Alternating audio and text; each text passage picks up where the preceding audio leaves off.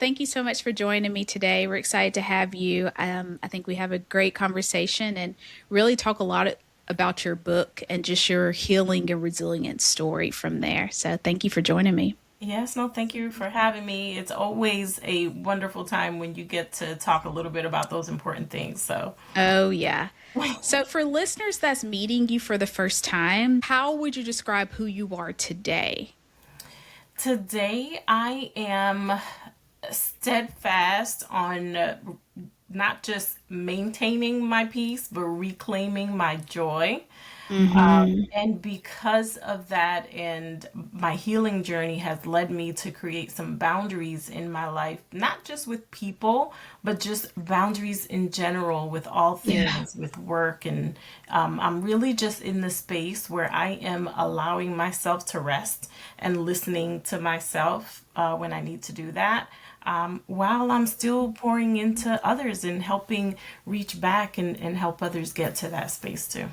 Oh, I love the way you sum that up. Like, there's so many different nuggets in there talking about joy and just learning to rest and listening to yourself. I think those are such great things, and it just sounds like you're on a great healing journey of your side of life now. So, thanks you for saying that. Yeah. I do want to jump into your memoir that you have written called Enough with the Secrets, Mama. Where we really want to start with it is what made you want to come out with a secret and really start writing about this?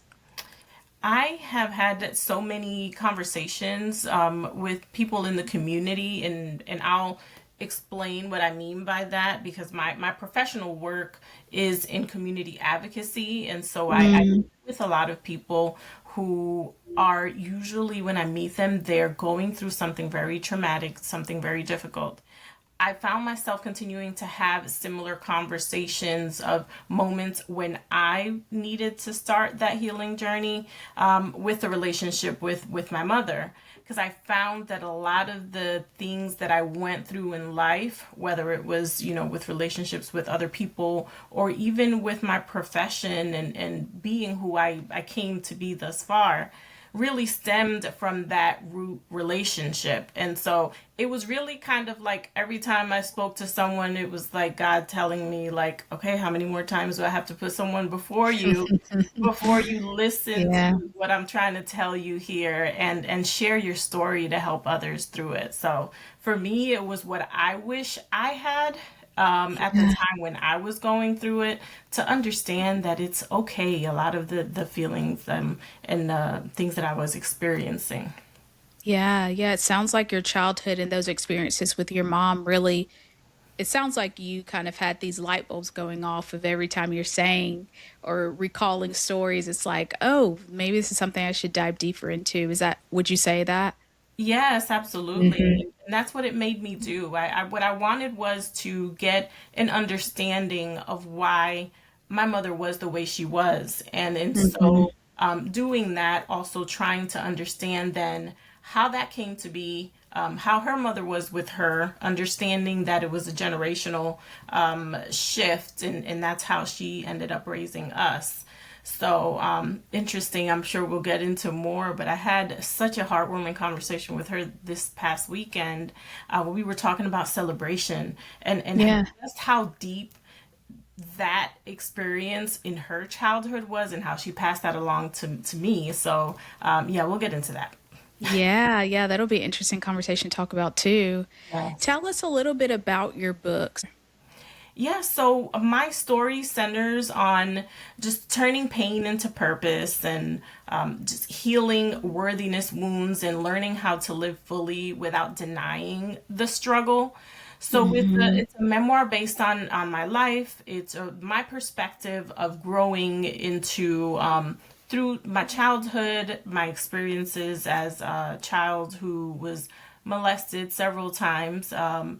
I was a child survivor of domestic violence as well, a product of that relationship with my mother and father, and how we came to the United States and ultimately things that followed us with dysfunction within our family thereafter. So it also accounts issues specifically that my mother was having with relation to my brother's alcoholism and drug abuse, and just how I had this self-perceived neglect because the focus was on my other siblings and not as much on me, Yeah. which led me to become like this perfectionist of a child as a way to try to draw that attention in. And that in itself turned into a whole world of its own as I grew up. Yeah. Well, first off, I must say it is very brave of you to write this book. Thank I mean, you. I bet it had to be a little hard to not want to offend anybody, whenever. I mean, for me and my podcast, like that's something that's always in the back of my mind. So I have to only understand and give praise to you standing up against that bravery and doing something that really helps break those generational curses, not just for you, but for other people reading it as well. Yes, Yeah. thank you. Thank you. And Yeah. yes, it was not easy. I am probably one of the most private people that you will Yeah. ever meet. But I found that that's exactly what I was being called to do. And I know Yeah. that in order for us to reach others, we have to be vulnerable and transparent. And otherwise, it just was not going to work. And so that's what really was my driving factor in just opening up and telling my story. Yeah. What do you want readers to take from your book as far as healing? Like, what's the ultimate goal you want them to leave with? That ultimately we have to find the core of our identity, who we are, and understand that we were shaped into the people that we have become, not by mistake. And accepting that and understanding that sometimes thinking that we have to accept what's going on around us and let that shape our identity and our truth Hmm. really hurts us instead of helping us. So, this is really an invitation to be honest with yourself and accepting of yourself and Yeah. understanding of your worth. And that ultimately is what I hope people can come out of reading this book with.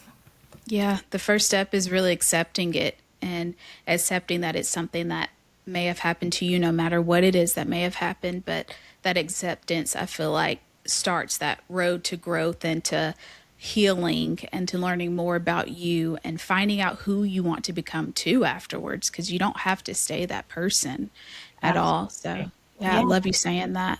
Thank you. So Thank I want to dive a little into this mom-daughter relationship because I think that'll help us kind of give context to what's been going on so that we can figure out how to help other people heal from it. So if you'll just tell us a little bit about that mother-daughter relationship. Yes, so my mother was always a responsible mother. She was very, and still is till this day, very steadfast and headstrong and sometimes stubborn.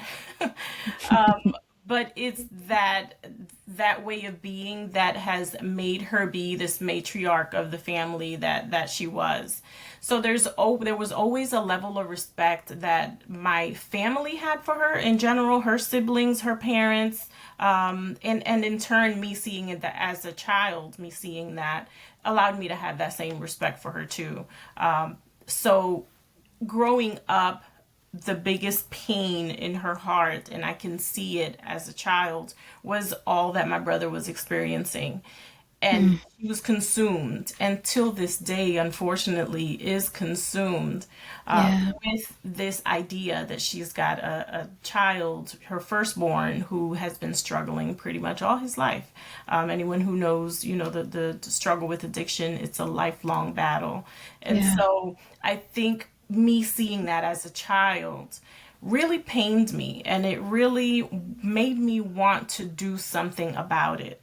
As a kid, when you hold the position that you feel like you're responsible for your parents' happiness, that does something in you. It switches something off, in your childhood, and all of a sudden it makes you grow up a little faster than you should. Hmm. Focus then becomes, what do I need to do to make sure that she's happy? So it's more on her and people pleasing than it was on me. You can imagine what that did to my identity as a young Yeah. girl, when my only focus was to make her proud and make her grades and do everything well and be the one Yeah. child who didn't give her any trouble. So that was my relationship with her pretty much all throughout my life. I was the one who was responsible, who she would lean on when she knew that she needed someone to depend on. And that's pretty much how it is even now. Yeah. Yeah. How old would you say you were when you first recognized that you had to now be kind of the good sibling or the one that didn't do anything wrong? Like, was there an age or anything that happened that made you recognize that? Yeah, I can remember vividly. It was about 6 or 7 years old, and there was always an incident that occurred where she was very, she was emotional but more stressed. And when Hmm. kids see their parents stressing, they pick up on that. They pick up on that, even in the womb when a mother is Yeah. stressing out. So seeing her go from a very bubbly and happy and goofing around person, very strong woman that she was, to those moments and pockets of time where it was like her light was shut off, was moments where I felt like I had to do something. I had to step in because this is not who I'm used to seeing. Yeah. Did that ever make you feel exhausted having to feel like you had to carry more weight? Because it sounds like you said you grew up early in life from it. Yes, as a child, no, but certainly as an adult, absolutely. Yeah. Yeah. Yeah. I Hmm. can see that. Yes. I think about people that may be watching this that has a mom and doesn't know how to communicate, like you said, what's been going on with you from your book. Do you have any tips or anything about communication styles to kind of break those barriers? Certainly. Learn from my mistakes. Yeah. Because I think one of the things, and it was actually guided to do this during my counseling, seeking counseling and therapy, when I realized, okay, there's something that's happening in this Hmm. relationship that is just not conducive to a healthy relationship between mother and daughter. And so what I did was I was honest about how I felt about that. And what that did was it gave me a defensive reaction from her, because she is, and you got to know who you're talking to, right? So my mother is the kind of person who carried on in her life like she had everything under control. And for the most part, she did. Emotionally is where she struggled. And so bringing up these things that I was experiencing in ways that I was feeling, that I didn't feel seen and loved and considered or appreciated, was Yeah. to her like, how dare you? So it's knowing how to go about and have these conversations. And sometimes you may need a mediator to be able to have that. Most certainly, you need to establish boundaries, which is really hard to consider when you're talking about your parents, right? Yeah. You Yeah. absolutely need that. Yeah. No, that's a good tip too of having a mediator, someone that's just a neutral party that may be able to help as well. I mean, I've always had great relationships with my parents, but I can see even having a good relationship with them, at times it's been hard to speak up and say, well, I didn't like when you did this, like you said. No matter what the dynamic is with that relationship with your parents, it's hard to speak up. It's hard to kind of go about it and find a way because those people will always be in your life. And so trying to understand how to navigate that relationship with the people closest to you, the ones that gave you life, it can be tough, I can see. Tell me about the emotional side of being 6 or 7 years old, having to help out in the family. Like what was going on emotionally for you or around that time? Yeah. So I mention this all the time because and it's cheesy as it sounds. I as a child was watching the Oprah Winfrey show. And of course, at this point in time, I've learned the English language because we came here from the Dominican Republic. I was only speaking Spanish, but I picked up the English here rather quickly. Oh, And cool. so, watching Oprah, for me, there were moments in watching the show that I was drawn to, and it was mostly about human behavior. Anything that was Mm. intriguing to me about why someone was responding this way, or why this was happening to them. For instance, in my book, I speak specifically about the episode, and I can't remember the name of her now, but there was a guest that she had on that had multiple personalities. And so that I mean, I was in elementary school and I was literally mind blown by this idea that someone can feel this way and have all these things going on. And obviously, this was stemming from some kind of trauma, right? By Yeah. now, I have experienced some trauma as I'm watching this, between the ages of 7 and 9. And so that was really what triggered my need to kind of I became very observant of myself and my surroundings at a very young age, whether it was because of survival, the resilience that was shaped within me by navigating this complicated mother daughter relationship, and learning how to survive emotionally very early. So Hmm. for me, healing required honesty about those experiences, as hard as they were to recount, many of which my mother didn't even know I experienced as a child. And Yeah. I think when I first discussed them with her, I was about 27, 28. So yeah, pretty much I had grown up with this understanding, and just trying my best to get through the hard seasons. Wow. Hmm. Look at Oprah. I Like, know. I feel like Oprah is, it's like she's lived forever, I feel like, because I feel like she's been in everybody's home. Yeah. She's helped somewhere in people's lives. And it's really cool to hear how you, from 7 to 9 years old, listening to Oprah and learning about just people and communication and connection. Hmm. Yeah, that is so interesting. Yes, yes. I would say I've always been drawn to just the human experience. Obviously, I think that's how it was supposed to be. Is how I ended up working in public service and working with people in general. Yeah. God places those little seeds in our hearts for whatever Hmm. reason, in whatever situation we're born into. So I'm thankful for Oprah. Yeah, that's so cool. That's a Yeah. cool story too.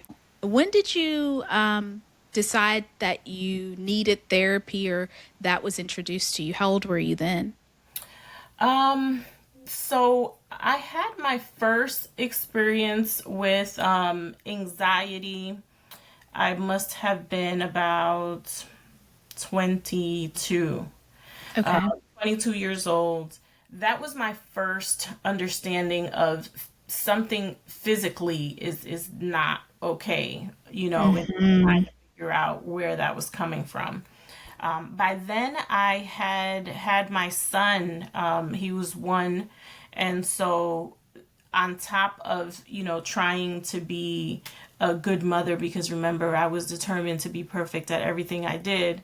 I was putting Yeah. so much pressure on myself as a single mother, while also putting pressure on myself to be the best daughter and supportive of my mother, while I was trying to figure it out as well. So I started realizing that this over functioning that I had developed, and the belief, that my value was tied to being strong and responsible, Hmm. was one of the hardest lessons I learned, that really got me to understand, like, okay, Mm. survival can't be what's keeping me going. And I Yeah. had to learn to heal through it. Of course, thereafter, I've had, ups and downs, and anxiety turned into depression, and a Hmm. number of different things that I'm sure a lot of people can relate to when they've been through that cycle. So it was evident to me that I needed to figure it out. Yeah. Where would you say the anxiety stemmed from you wanting just to be that good mom? I mean, because what a time for you to get therapy when you have a 1 year old. You have these experiences with your mom and your own childhood. And I bet in your back of your mind, you don't want that to be put onto your child as well. Absolutely. That, if anything, was my driving factor as a mother from the moment I found out that I was carrying a child, was that I was not going to really, if I'm being honest, my thought was, I'm not going to let her ruin him, you know. Mm, And so, yeah.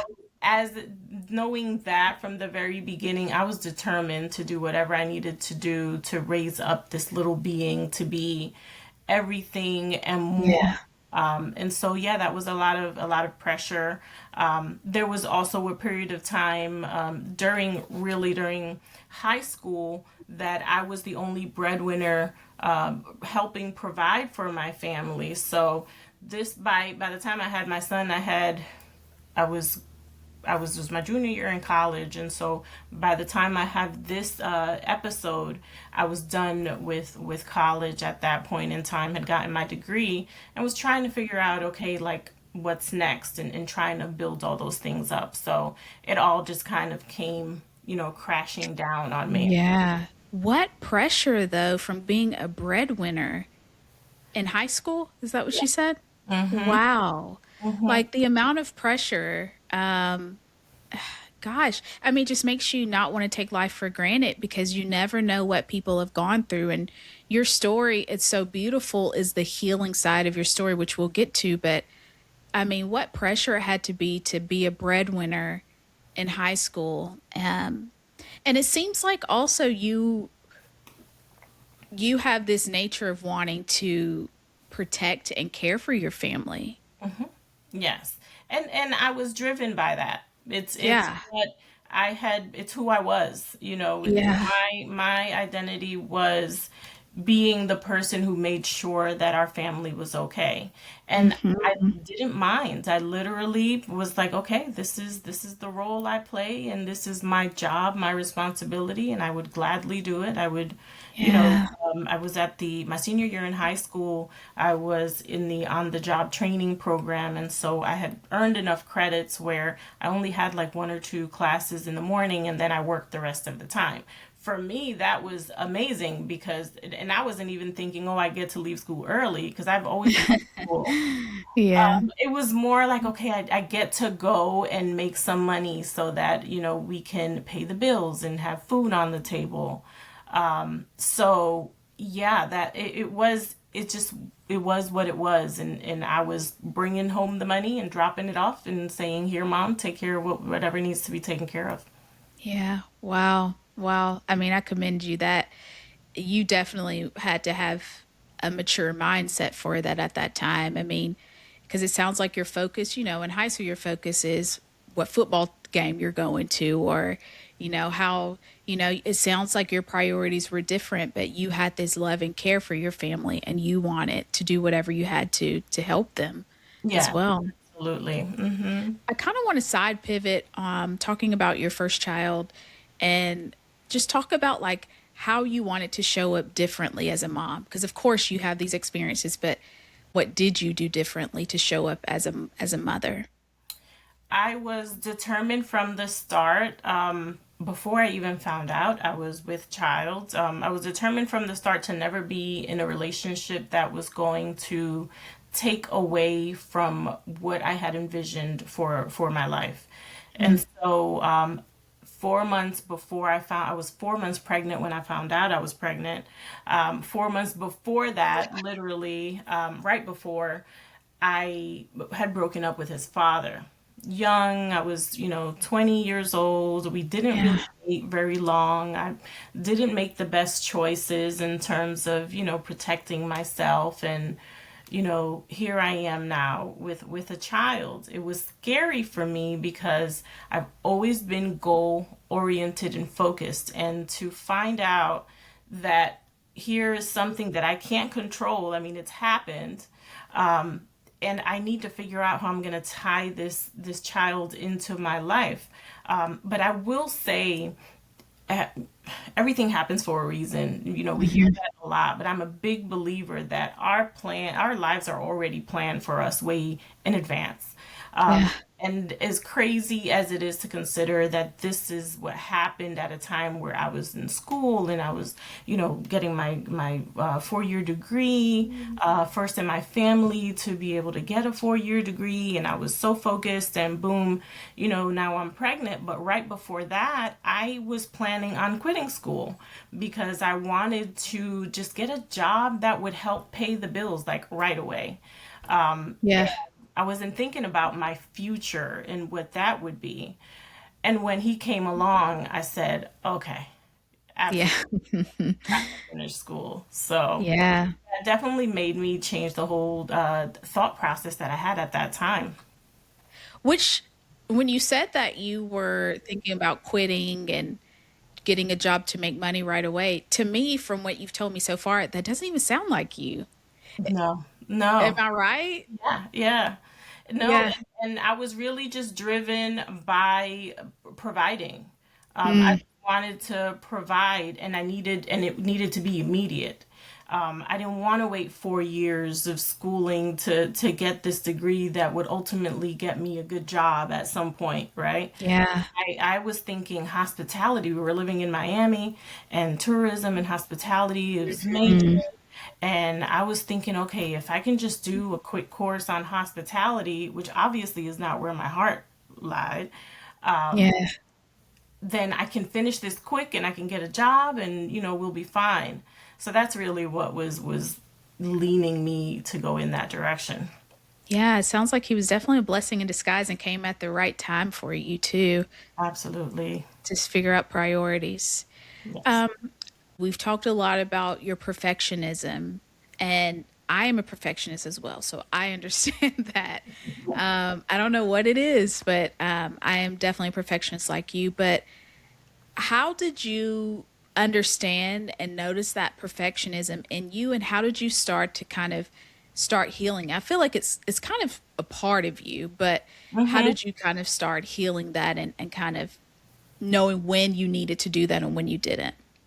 So perfectionism was just like you said, a part of who we are. That's just, Hmm. if we're gonna do it, we're gonna do it right, or we're not gonna do it at all. Yep. And what I noticed about that is it started holding me back in other ways where Mm, now I wouldn't make a move until I knew for sure, for sure, for sure, for sure that this was going to work out. And usually that meant having a plan A, B, C, D, E, F, G. Um, yep. and I had this like fear of, jumping in with faith, and, because I needed to be able to control it. It was really just all about control because that's what my survival method was in growing up, was trying to control as much of my surroundings as I could. Because Yeah. much outside of that was not. It was, chaos. And so that turned into, perfectionism, and I realized it as I got older, and obviously now I've got my son.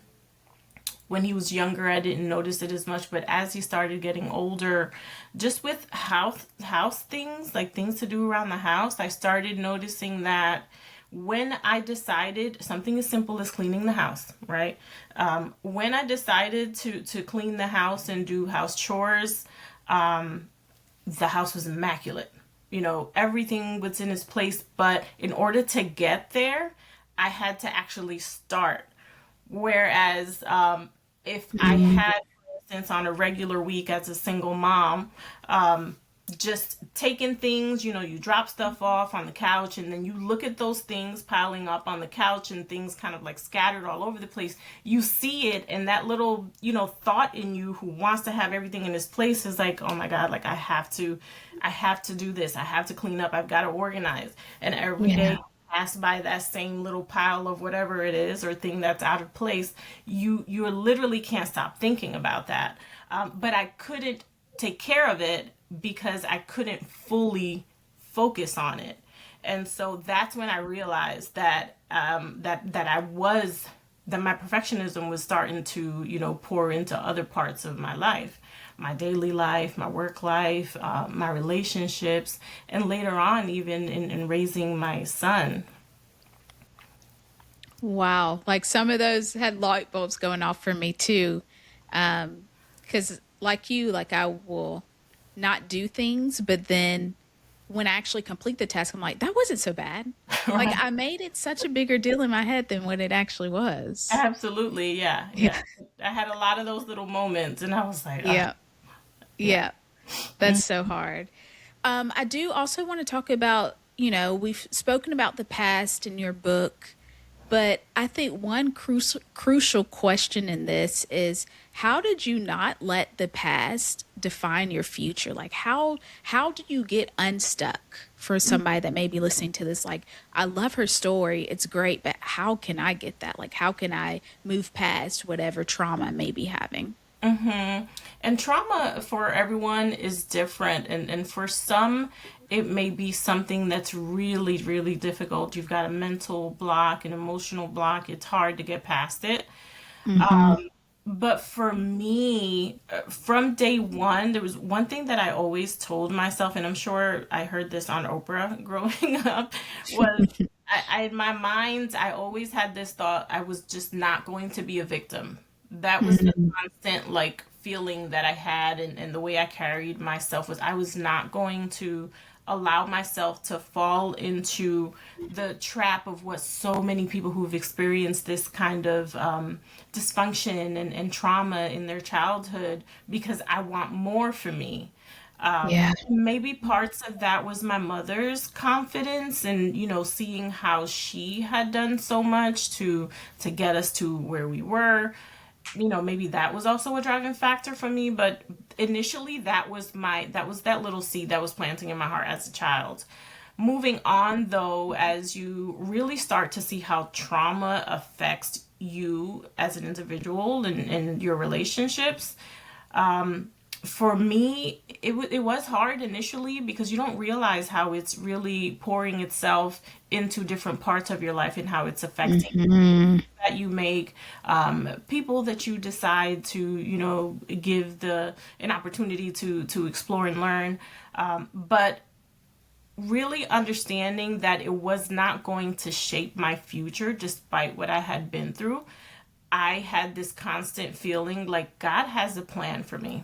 Like there's Yeah. no way that I would have experienced and gone through life and, even as a child have done the things that I had done and accomplished, that there's no reason for this. And so Yeah. that really was what was driving me. Yeah. Sounds like you had some mental awareness of changing that mindset for yourself. Yeah. Yeah, so for me, healing began in that place when I replaced that self judgment with Mm-hmm. understanding and compassion for myself and giving myself grace and Yeah. just supportive reflection. And of course, as I got older, diving into community and faith and finding those things that were going to ground me. So understanding replaced that shame for me. Yeah. I'm Yeah. certain it can do it for everyone else, which was the reason why I wrote this book. Yeah. Shame can really hold us back from moving forward in life. You did mention giving yourself grace. Can you explain that more in detail of how do you give yourself grace? So there were times when I would beat myself up for not accomplishing what I wanted to, or not checking something off of the to-do list, or not being maybe as present with my son when he was little, as I would have wanted to. But I had to learn to show myself enough love that I could then say, okay, I'm living from a place of love. And if I'm loving myself first, then everything else kind of evens itself out. For sure, my faith was an anchor to that. Even as young as I was, even though my mother never really took us to church with her, she always, kind of like handed us off to friends and say, hey, like Yeah. go to church with with my friend Victor and his wife, or so I think those little things were imparted in my life early on. I've been to just about every church you can imagine because every friend had a different church. I learned to read Spanish actually at the Kingdom Hall. So she had uh It's so yes, funny. she had friends that were Jehovah's Witnesses, and so we Yeah. attended Jehovah's Witness church, and or Catholics and Pentecostal and Baptist, you name it. We've been through it, and so for me that was the anchor. It anchored me in truth and presence and Mhm. understanding that that I was made for more, and it allowed me the permission to be honest rather than strong. So even if Mhm. I wasn't in those moments, that was something that stayed with me, and I definitely used that as I was going through these struggles, and it made me easier to show, made it easier for me to show grace to myself.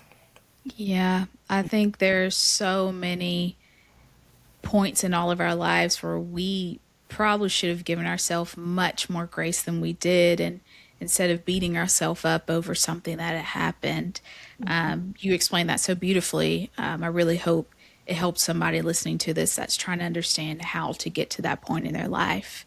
I also want to talk about boundaries because you have talked about this and learning in your healing era, learning how to have boundaries. So, will you explain kind of what do you mean by that? And then what boundaries have you put in place?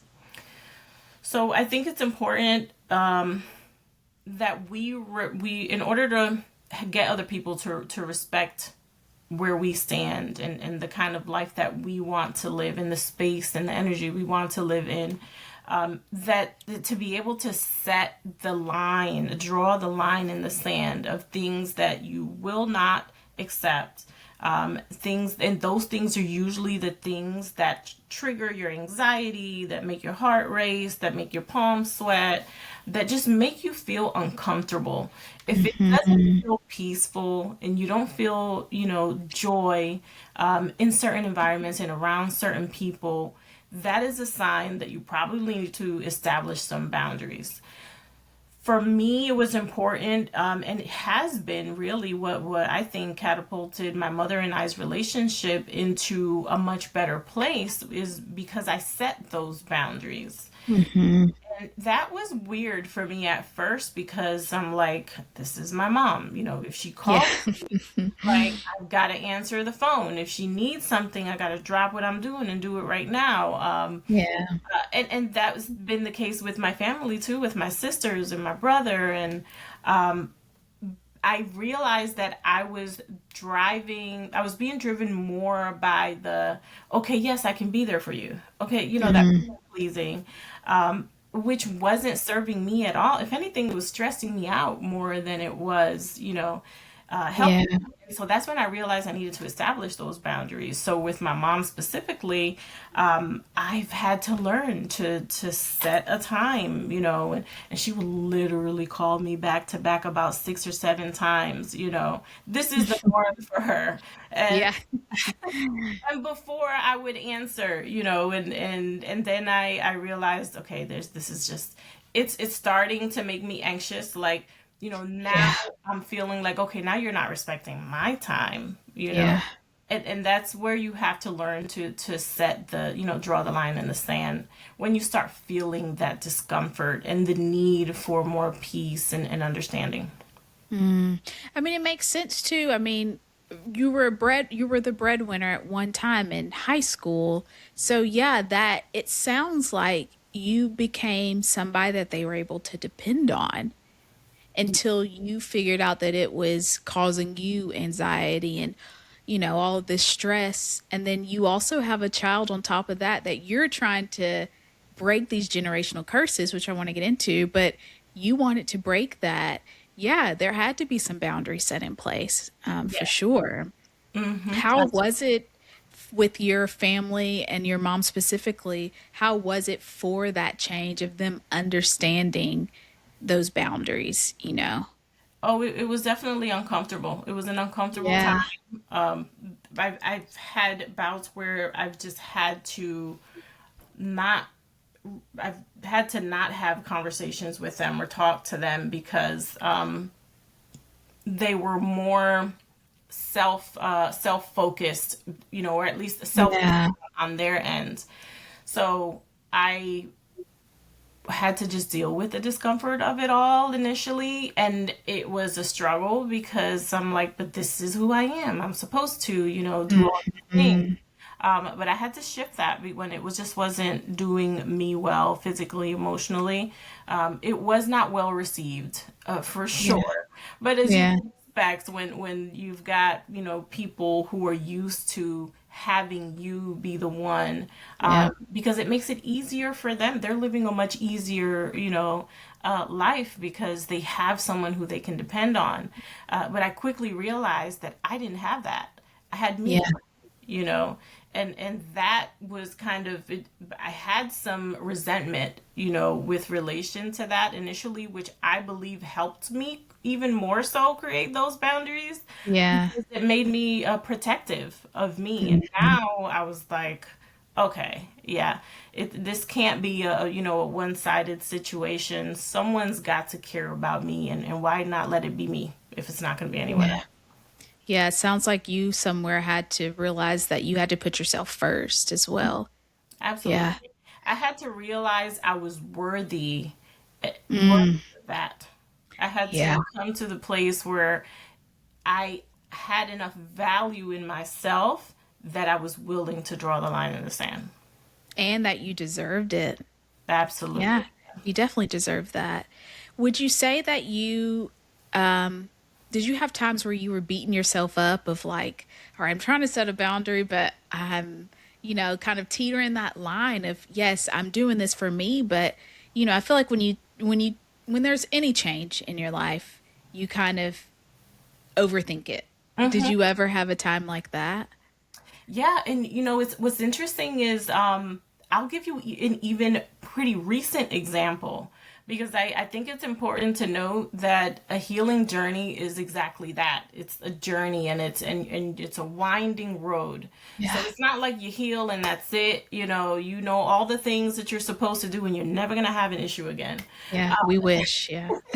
Right. Things will come up that will reawaken a lot of those things that you have quote unquote healed from. And so the recent example of that in the last 2 years. So my mother is now, she's a little older, and she's been needing us to be around her more. Her health was starting to fail, different things was going on, and she lived in Miami. My sisters and I are all now in the Orlando area. So she didn't want to initially move here, but ultimately she did when we started seeing that she needed us. And Yeah. what I noticed when she was close was that I was doing a lot of those same things again. And Mm. now married, my husband was the one who said to me, he says, I'm noticing you're barely home. You're constantly at your mother's house. Like, I need you too. Yeah. Of course, my son is much older by now, so he didn't need me as much. But my focus was just, I need to make sure she's okay. I need to make sure that she's comfortable. I need to make sure that everything is in place, that she feels happy, that she feels safe, that her Yeah. brain is. I'm trying to literally pick up everything she had in Miami the last 25 years and, drop it off here in Orlando and say, look, this is Yeah. a safe place. You'll be happy here. But what that was doing was, it was removing me from my life and my normal routine. And so thank goodness for a husband who's willing to call me out and say, Yeah. hello, like, I see you doing these same things again. And so for sure, I definitely have had those moments. But you need those people in your life who are able to see in you what you don't see in the moment, Hmm. whether they're Yeah. friends or partners or whoever it may be, that was I'd say that's been my saving grace too, just to have a community of people who know what I've been through, and how important it is for me to maintain it for my own peace. Yeah, that's such a good example too of something that recently happened too, because it sounds like maybe you went back to being that child that was helping out all the time, and your husband, thankfully, who knows your past and understands that, is able to kind of help you out to know that that boundary still has to be set for you so that you can have the time you need for you. Oh, that's such a good example though of that. Mm-hmm. Mm-hmm. Tell us about one or two of those generational curses or barriers that you wanted to break and change. And so this ties into initially when I was talking and I mentioned celebrations. Um, Yes. so my mother is actually going on her she's going to be 80 this month at the end Oh, of this wow. month. And leading up to this, but even last, I would say, since I published my book, probably, I realized that celebrating myself was really not something that I was comfortable with. And, I think it's pretty evident why at this Yeah, point. I yeah. was not the center of my life or my focus. But in talking to her about, because I don't remember her ever celebrating a birthday, and I've never been big on celebrating a birthday for myself, and I always said, oh, I just don't like to be the center of attention and all of that.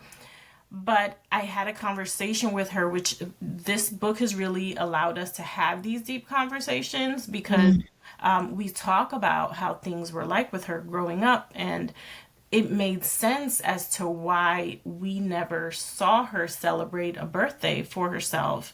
Because just as it was with her mother and her grandmother, her mother's mother, the focus was always just providing, and a celebration, and the money that would yeah. cost to do, they would much rather spend on things that the family needed.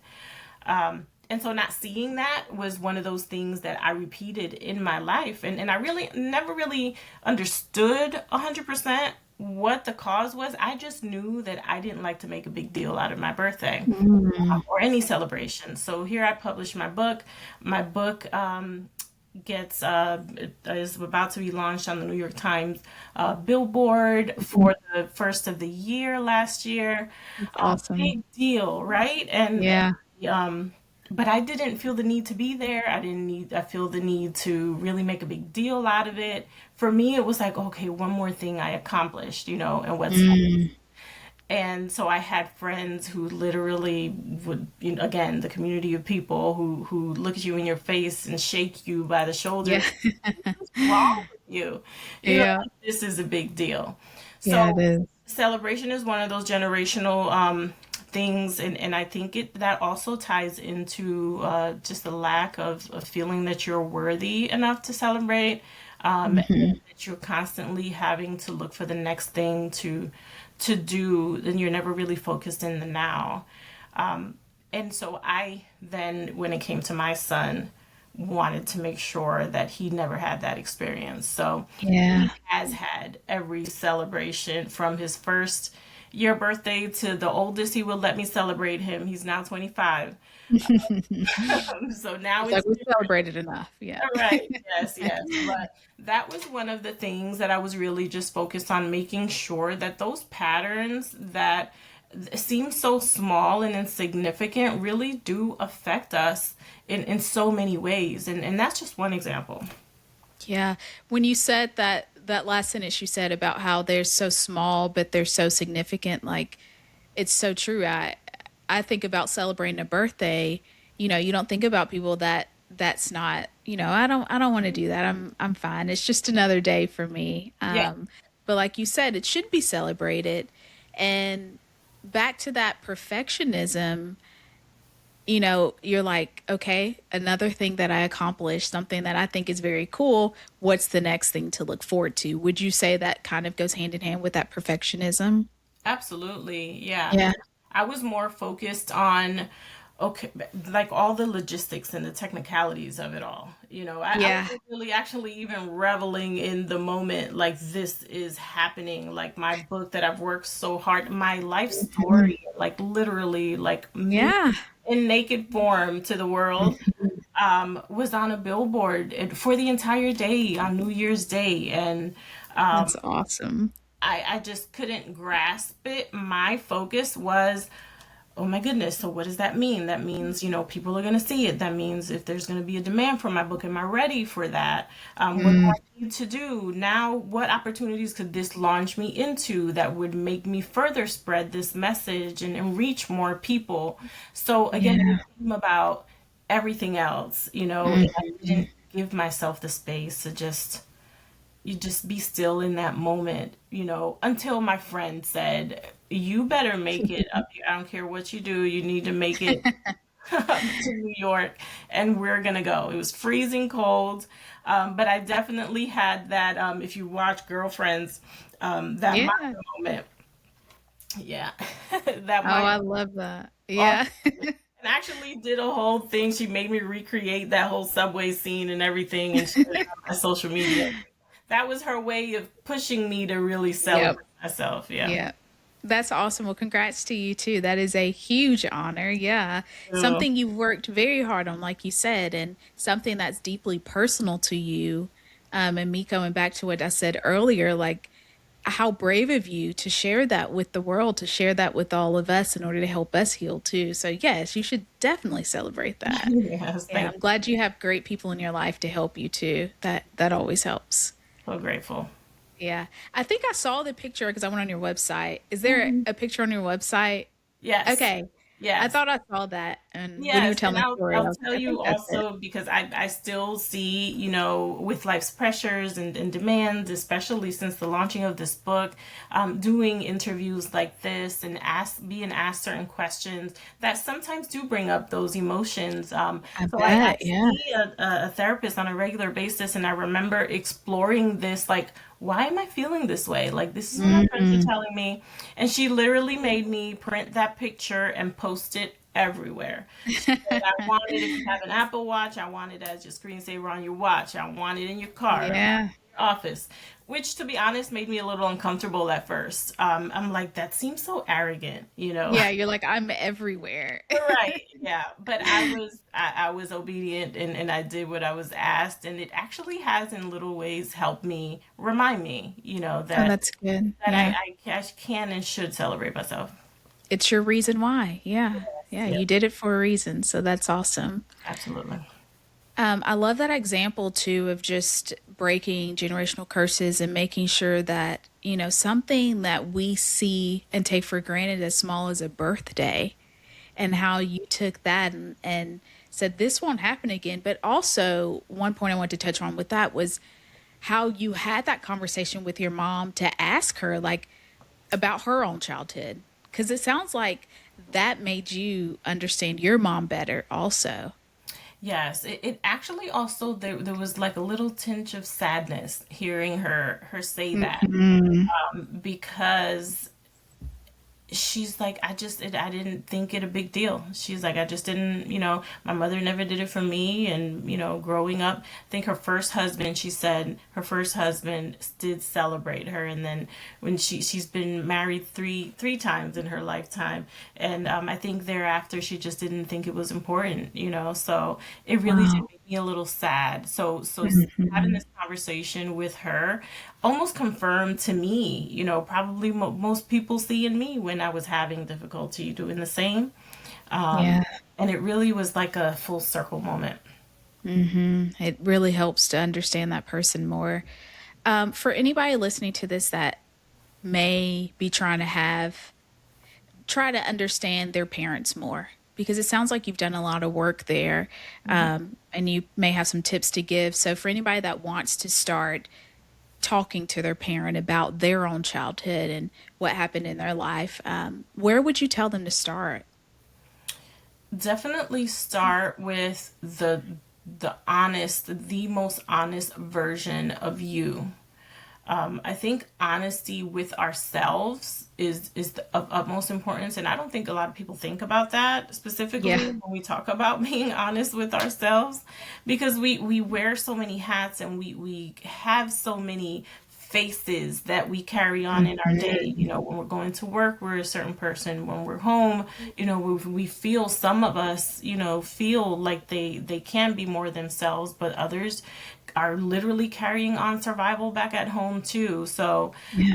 I think it's really, really sitting with yourself and asking yourself those hard questions. You know, the very things that I was observing in myself made me question, why am I feeling this way? Why is this Mm. difficult for me? Why am I having such a hard time with X? You know, just why? You start asking yourself these questions and really get into the root of where it comes from. I think that ultimately would lead you to a place of reminding yourself and realizing that you're not behind, you're not broken. You know, that as you start to learn about yourself more, because I think we don't know enough about ourselves, which True. is why a lot of people say, usually when I talk to people, they'll say, well, how did you find your purpose? And Mm. that is such a difficult question to answer, because you know, your purpose isn't necessarily something that you seek, it's really something that finds you. But the only the way that you would know that is if you're sitting with yourself and really paying attention. So for me, I found those moments in quiet moments of reflection and prayer and devotional, really being intentional about creating a space and time that was dedicated just for me, just Yeah. for that exploration of who I am and who I'm supposed to be. And that's ultimately the probably the best place to start. That is such a good answer. I mean, it makes me even think back to I've battled rare blood disorders since I was 19 years old, but that was where I started to understand me. And like you said, your purpose finds you, and how my purpose found me was through my blood disorders and being in and out of hospitals. But I feel like in that place, you learn like you learn how to, like you said earlier, how to rest, and the importance of rest, the importance of listening to your body, like all of those things. I feel like are birthed out of those challenging or those hard times. And it sounds like the same has happened for you, because our initial question was, where are you today? Who are you today? Yes, yes. Yeah. And that kind of, and in that space and that kind of healing allows you to carry your story differently, um, Yes. at your own pace now, not by the demands of anyone else or, you know, any organization or job. Really allows you to kind of look at yourself and say, okay, who is Brandy? Who is Lin? Hmm. Who is it that I'm supposed to be, and how can I get there? Yes. That's a great place to start. Yeah, and it helps you to take risks too, I feel like. Oh, absolutely. Yeah. I have never been more bold in my life. Look Um, at you. Yeah, you're writing a book.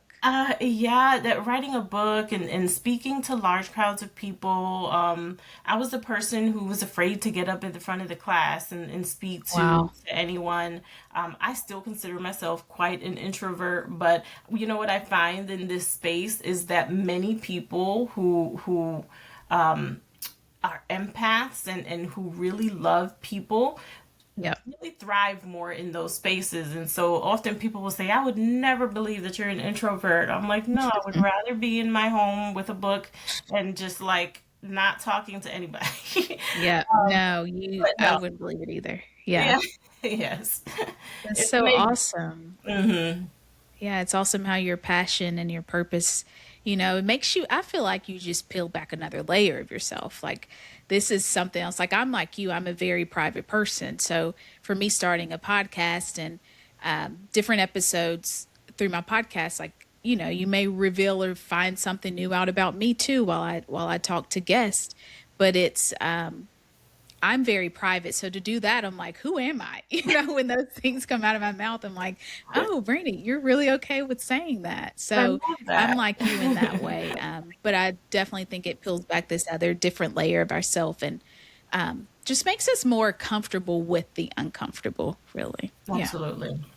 Yeah, I love that. Absolutely. Well, thank you so much for being on my podcast. I do want to end, I love to end every episode with just some type of thought that people can take with them and to linger on more. So, is there anything else we haven't covered or anything else you want to leave listeners with? Well, for sure, especially given that, this podcast centers on, the life we're given. It's not like we Hmm. chose, the path Yeah. that we've had to walk. But I would say that the life that we're given may not be the one that we expected, but it can still be whole and meaningful and hopeful. And I would say hang on to that hope, because the hope in itself is going to drive you to reach the next destination in your life and help you reclaim your joy because you are worthy of it. That is the best I can leave you with. Oh, that's the best way to end it. I love that. Yeah. Remain whole and to find joy. Thank you so much, Lynn. This was an awesome episode. Thank you. Thank you for having me.